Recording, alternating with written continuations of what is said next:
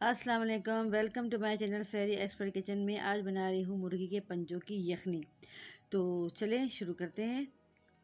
सबसे पहले इसको साफ़ करने का मरहला आता है। तो आप सबसे पहले इसको अच्छी तरह से 2 से 3 पानी से मैंने अच्छी तरह से रगड़ के धो लिया था। फिर मैं इसको गर्म पानी में मैंने 2 से 3 मिनट के लिए इनको बॉयल कर लिया।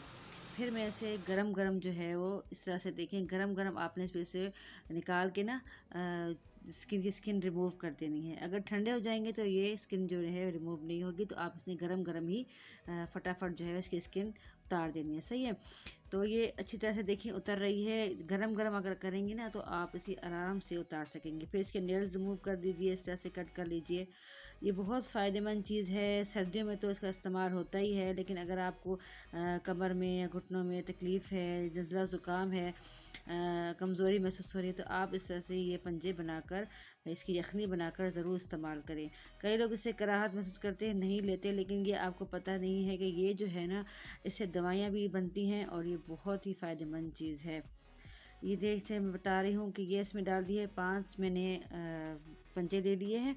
इसमें अब आप डालेंगे लहसुन, 3 से 4 जवे लहसुन के, और एक दरमियानी प्याज छोटी डाल देनी है इसमें। और ये है अजवाइन 1 चुटकी, 3 से 4 अदद लौंग डाल दें। इसमें 10 से 12 अदद जो है काली मिर्ची की डाल दें। और ये पिसी काली मिर्च भी मैंने 1 छोटी चम्मच डाल दी है इसमें। और ये नमक हस्बे ज़ायका। तो ये ज़रा गर्म होती है तो इससे नज़ला ज़ुकाम भी आराम आता है। 1 बड़ी इलायची भी मैंने इसमें शामिल कर दिया है। 3 से 4 गिलास मैं इसमें पानी शामिल कर दूंगी। और फिर से 1 घंटे के लिए आपने रख देना है दरमियानी आंच पे। ठीक है।